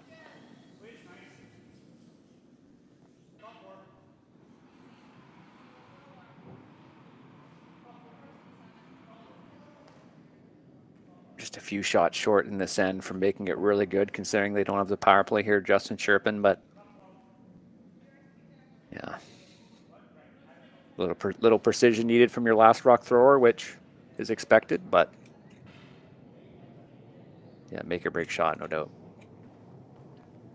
So talking about the line, talking about the weight, talking about the path, all things you have to calibrate, and there's only 2 people to do it.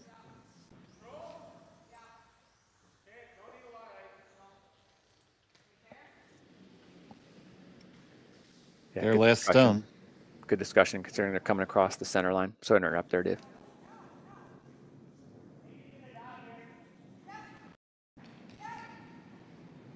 Kyle on the brush.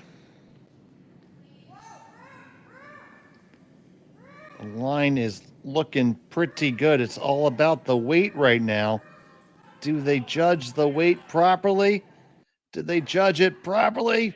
Hang on for shot and lock on. Oh, that is picture perfect. So good. Gave Kyle everything he needed to make that shot absolutely perfect. You can see just how jammed on it is. Wow, that is not easy to remove at all. What a clutch draw, eh? Absolutely. They made that look easy peasy, lemon squeezy, and they're just going to draw for it, I think. Yeah, don't complicate it. Man, what a shot.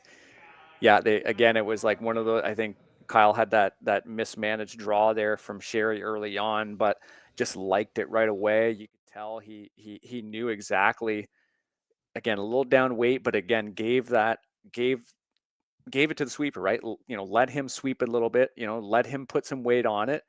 And also a good line call here from Kyle too, just to make sure it was dead on. He saw him looking up towards that red. That is just perfect. And we always say how tough these calls are and to make those dead freezes, and that was a good one there.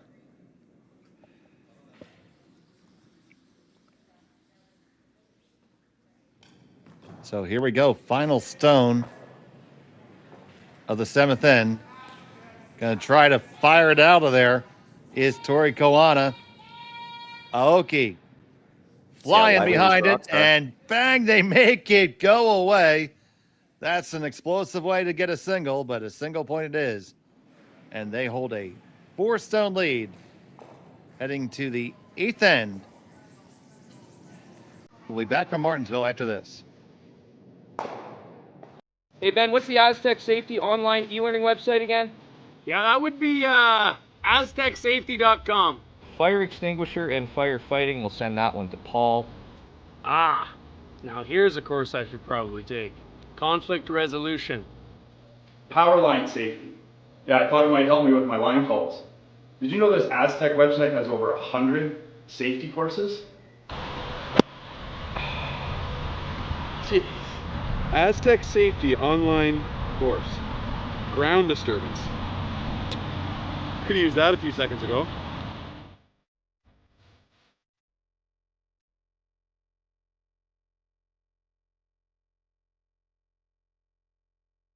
Developed over a decade in collaboration with the finest ice makers this side of the Atlantic, the Pebblehead PB5 is nothing short of a triumph of sophistication and craftsmanship. Weighing less than half its lumbering copper predecessors, yet boasting tenfold their durability, the PB5 delivers perfect, consistent ice, time after time. The PB5 by Pebbleheads.com, the apex of ice-making ingenuity for the roaring game of curling. Welcome back. It's the 8th end of action here. It's a 4-stone lead for Tori Koana and Go Aoki over Sherry Just and Kyle Cherpin. Thank you so much for joining us here on Curling Stadium. My name is Dave Schmel. I'm joined by Marty Thompson. Connor Sims is in the back spinning the dials. And Sherry and Kyle need to make some magic happen here, Marty. Yeah, maybe a little discussion you want to keep playing, and it's like, yeah, I think they do, just based off of, some of their shot making. Again, their game really hasn't been that bad. They've certainly had their misses, but they haven't really gotten a lot of misses from the other team, to be honest. And that last draw was just so precise. So yeah, might as well keep playing, get something out of this ice, right? Obviously the playoffs are the goal for them too. So get some experience against a team that, for all intents and purposes, is one of, if not the best team in the world. So just focus on that and, focus on the draw weight and bring it into the next game. So you see that first draw from from Sherry wrecked there. Yeah, not ideal, but maybe play with a little bit of fire. Having an extra guard here anyways might be might be worthwhile. I think, you know, the tactics board for doubles seems to kind of be thrown out the window when you need to score this many. You know, when you don't have the hammer at the end, just, you know, because there's so many variables that need to kind of go your way, most notably misses from the other team. Well, it's right there between the sheets. It's the Churchill Brewing Company doubles board.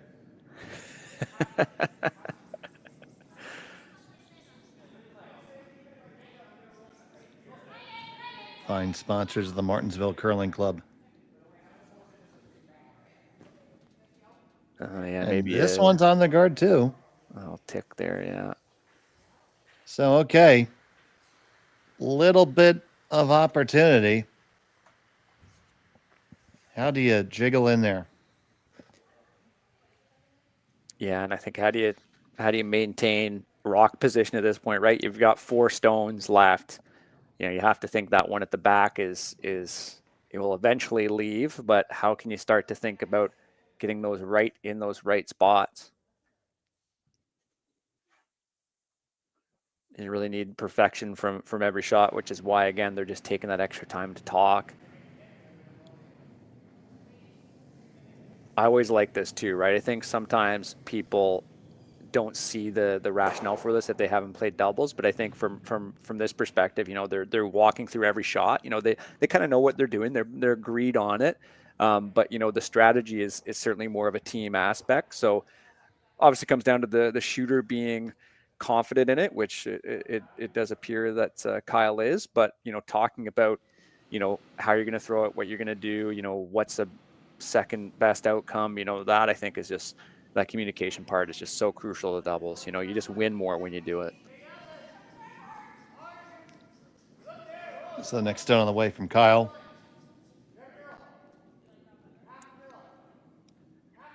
Running Navigates wide, the port nicely.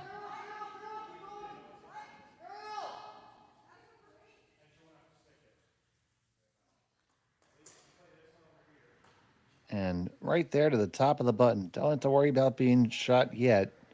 Just need to get yours in there because 4 of them have to score at the end. Yeah, really nice spot. I like having that separation off that red too, just, you know, kind of understanding what this next team is probably going to do. That's going to be throwing the stone, just trying to throw a bullet. So yeah, no, that's a really good draw. And again, just all about executing every shot and giving yourself the best outcome. Yep, you have to get them in there, then eventually find a way to, oh, how's the best way to describe it? Bring that back one into play. Yeah.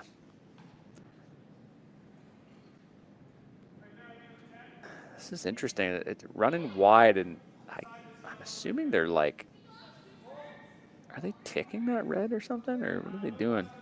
I think they're just looking to draw right on top, and it was just always a little wide. Well, oh wow, it might have just kissed it there. Oof. I think it did just give it a little peck on the cheek. Just ran wide at just that big set, and I didn't really think that was going to come back.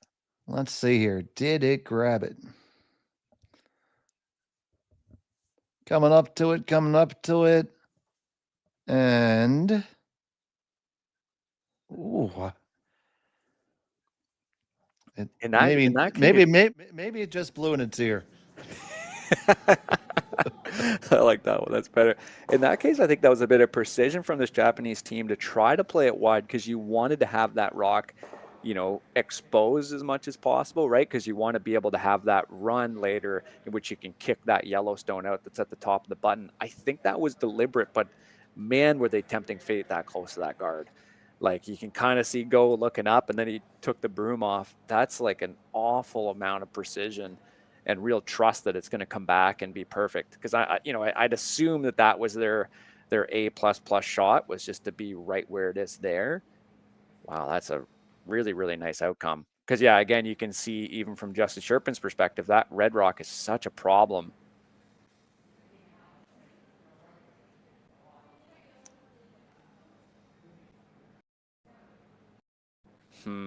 I'd want to keep these guards as best you could. I think. Yeah, it feels too You know what I early for that. mean? Yeah, it's like kind of just. I wonder if maybe you And need if to you come do it, around. you just want to do it with a jiggle weight. Yeah. Yeah, pack a house or something. Yeah, just enough to move it around. Because I think there's a way. I think what they're seeing is there any way for us to actually push that redstone that was just thrown out into the open? Is there a way to move that? Because if you throw this with that jiggle weight or that smudge weight, to use my own word, if you're able to do that right, you could potentially move it all around in such a way that you might have a red hit or a red double even. Kyle looking for the jostle weight hit here. I like this call. A little bit more weight than we were expecting, but we'll see. They stuck the guard right there, and they do jostle it around. Pretty good. That yellow sticks around. That could be key. Wow.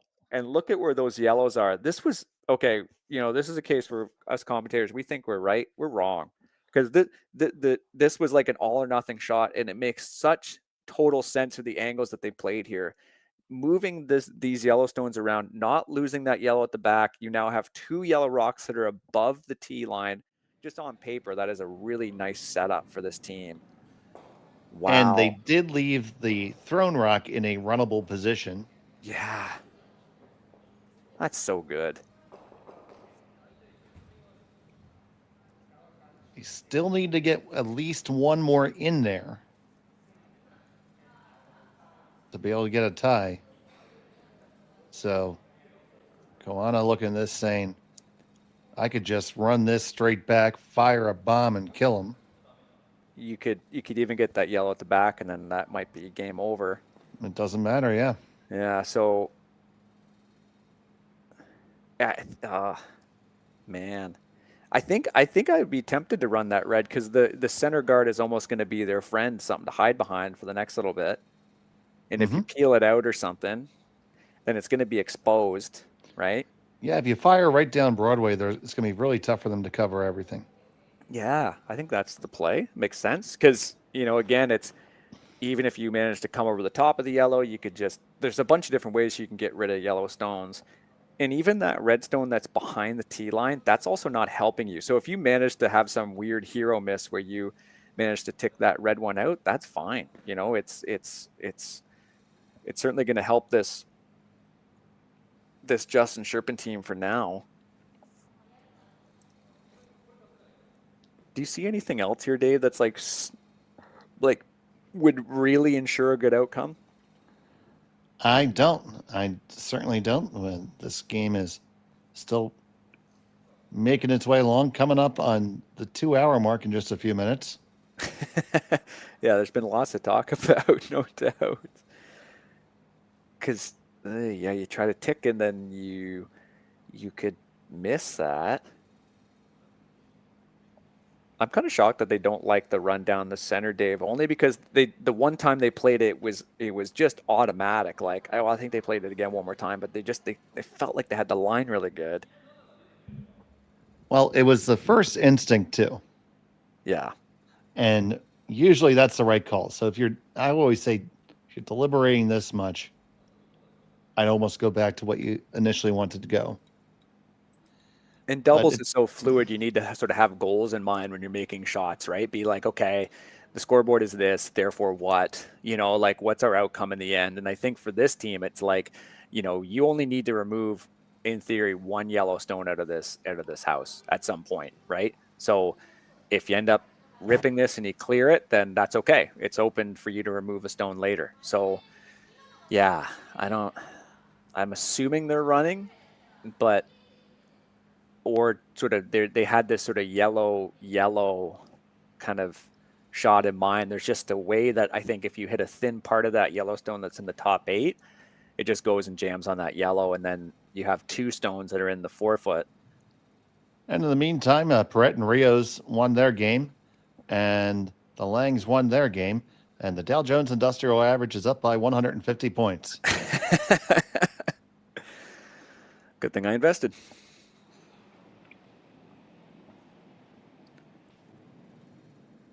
So It's a little down weight shot here. Oh man. Broom over the shoulders. Not good, not good body language. That's generally not good, I'm going to say, buddy. Maybe he just had to stretch. It just didn't like, I think, what he got out of his hand. Out of her hand, rather. Well, you know, that's the called shot. They made what they called.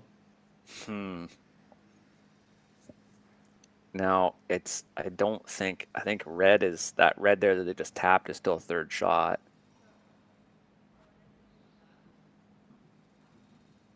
Huh.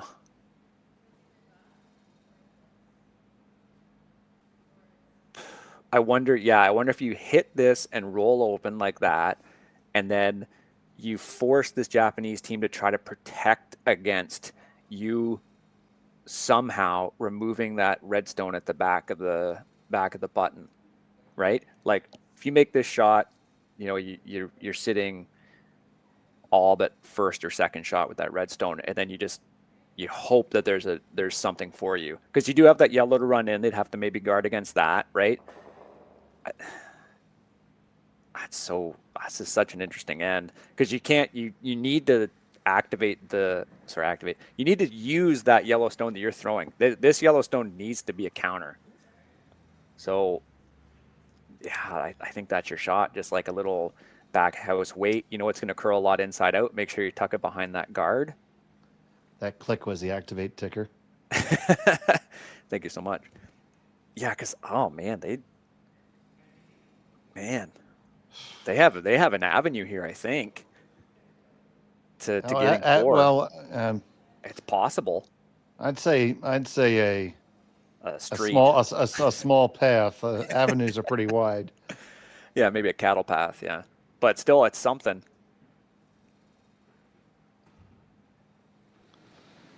Trying to find the bike lane to victory.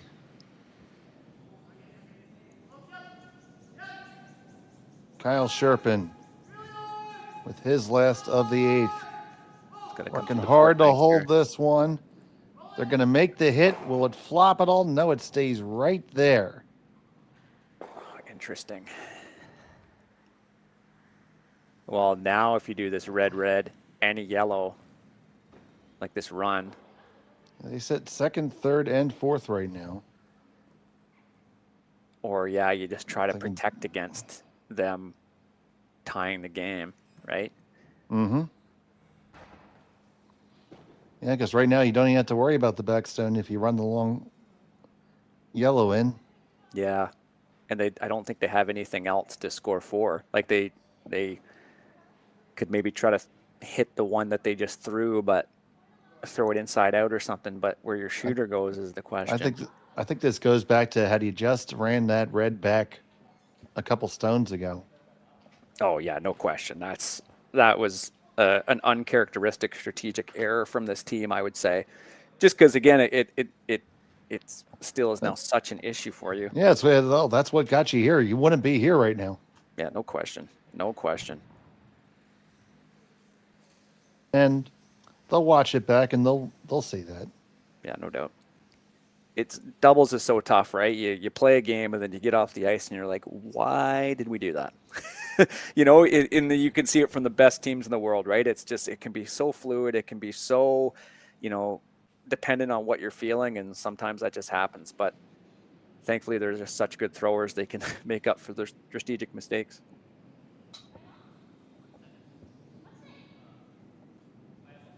So here we go. They're just going to cover up the guard here. Yeah, you want to get it to the corner. Ooh, a bump isn't good. Bumps and stays open and accessible. Oy. Probably good enough. I think you get away with that. Yeah. That's a good shot. That's a really good shot.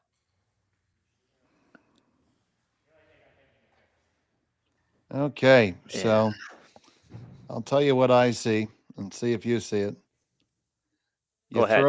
You throw the same way that you just did to get to there, even closer to the guard, and use that stone to push out the red in the bag. That's what they're looking at. Yep.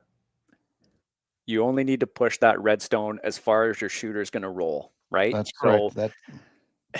And then, if you end up throwing a bit of weight, right, you really only have to contend with that redstone that's in the top, biting the top 12. Yep, that's fully all in the that. 8-foot. Yeah, that's all that's in the way. Wow. Yeah, this is It's makeable. yeah, I think so. Just with knowing how much it's going to curl. Yeah, you just Certainly not an easy shot, but it is at least a paved bike path. the bike path. Hey, as a cyclist, bike path's a dream. So sometimes it comes down to thinking that way. But yeah, this is certainly makeable. Yeah, really big shot. So to stay in the game, Sherry Just needs a miracle here. Final stone of the 8th.